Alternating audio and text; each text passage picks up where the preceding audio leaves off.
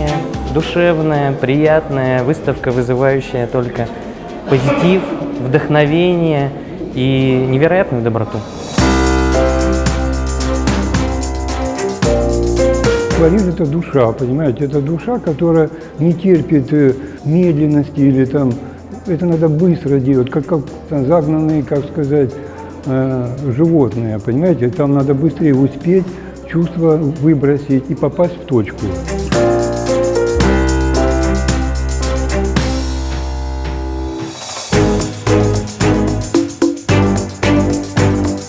Эта работа, во-первых, она не с натуры, она с фотографии. Цветы идут в основном с натуры, пейзажи тоже по большому счету с натуры.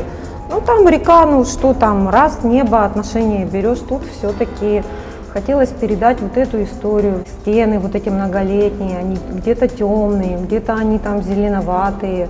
Но я думаю, что у меня получилось.